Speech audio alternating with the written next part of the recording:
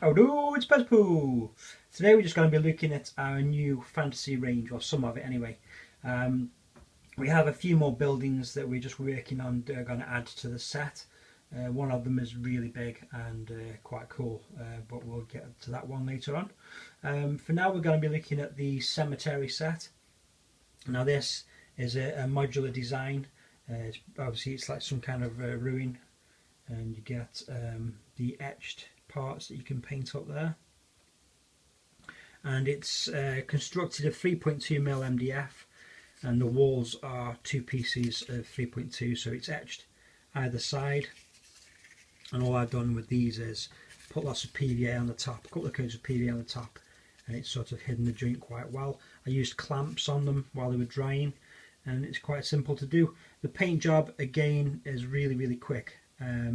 You can prime them with a black rattle can, and then get a grey can, very similar to the Dungeon Saga towers that we've done. Just do a few passes from distance at different angles, and then gone in with a lighter grey just on the tops of the stones, very quickly, watered down, so it goes on very quickly to give you a top highlight to the stone. And then I've gone in with some Deneb stone and just painted in the cement. It's actually quicker than you think to do the cement, because it's only thin pieces, you know, just one line. If it's watered down enough, you paint, you won't have any problems.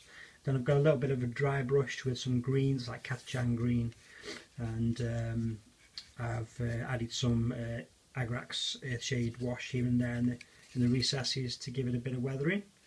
So it's very quick to knock it up, and you get the wall sections, obviously, that are modular. So if you need to add something to the middle of it, obviously you can put the mausoleum in the middle and expand the walls out.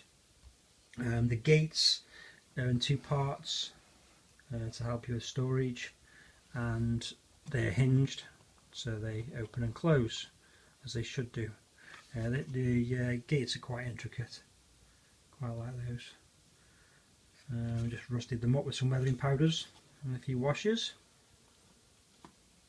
The gravestones are some like really big ones, like sort of tombstone pieces, and that's got some nice details on the back there.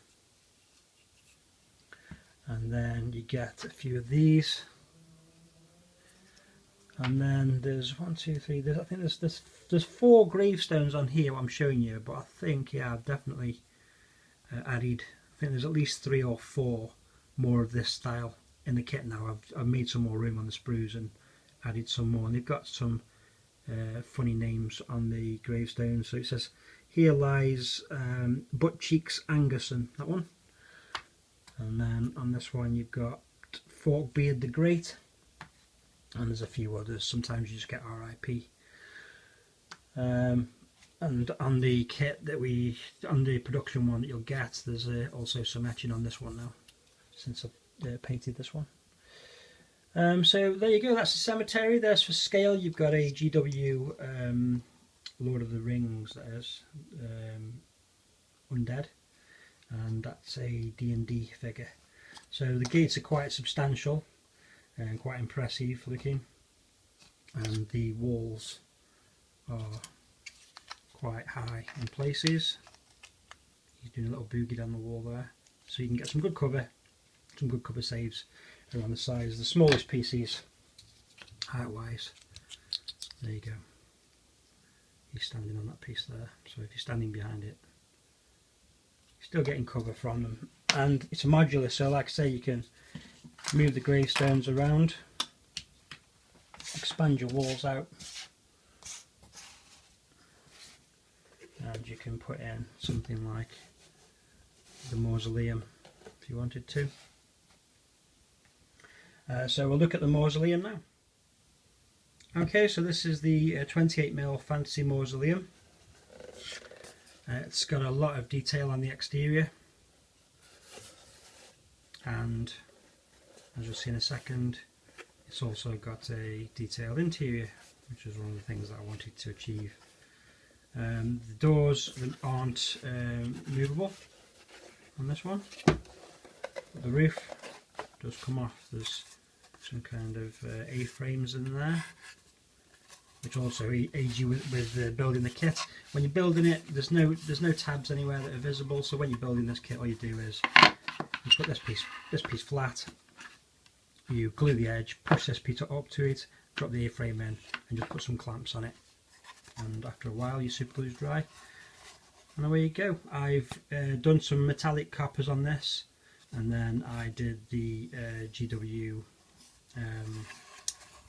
patina effect. I can't remember the paint. I can't remember. It's a technical paint anyway. Just done that, and then I've weathered it. Then I put the hairspray on it, and then washed it off. But obviously, you could do whatever effect you desire. On this one, you can see there in the interior, there's a tombstone on the floor. You've also got the arches on the inside, interior brick detail, interior door details, again interior brickwork, and some extra depth there. And there's also candles which are built into the wall there. If you want to, you can do with some glow effects, obviously better than my pitiful attempt. But you can see there, you know, there's some nice detail on the floor as well. And same sort of thing with the painting, really quick. And I just did a bit of a highlight with a bit of a dry brushing around certain tile edges just to bring it out. And that's a nice kit. Okay, so now we'll move on to the Chapel of the All Gods. Okay, I'm about to take off the tripod for this one because it's quite tall. You see it in relation to the Mausoleum, and if you put a guy in there, it's quite tall. The dimensions will be on the website. But what you're getting is you've got dual layers again, interior detailing, and this is movable. Put it whichever position you want to for cover. There's two large crosses there, and the exterior is also detailed. Obviously we've added this lichen and a bit of flocking and done a few basic weathering techniques on it. But again, the same paint system, you know, aerosol cans, very quick, very cheap way to do it. And then just a few details with the brick effect that we've added on. There's another door there. But essentially this is the part where, you know, you got all the details. It's quite an open piece. It's an unusual piece because it's almost like a ruin but not a ruin, and we like it because it's quite imposing size wise, and it just adds very nicely to the set. So that's called the Chapel of the All Gods, and now I'll show you another two pieces that aren't actually finished painting but they're in the process of. Okay, so this is just a nice little ruin. As you can see, I've just done the black undercoat and the grey spraying in various angles. So I'm just going to do the metallics and the wood effect on the door. Some quite nice high doors there. And it's dual skinned again. And you've got some nice detailing on the inside, and this will work well with some wood effect. It's very nicely splintered there. Detail on the inside as well. And brick effect on the floor. It's just a nice little ruin piece, and we haven't priced that one up yet, but I'll paint it up and I'll stick it on the website. So that'll be on its own. And then this piece here is a smaller section, and it comes with this one in the kit also. And you also get a few broken pieces that you can add in to the base. So you know, you've got the usual depth, and like every kit that we do, you know, there's no visible tabs. There you go. So this will be in one kit. Alongside that one, you've got the Mausoleum, you've got the Chapel of the All Gods, and you've got the Cemetary, and there will be another kit which is quite large and really cool.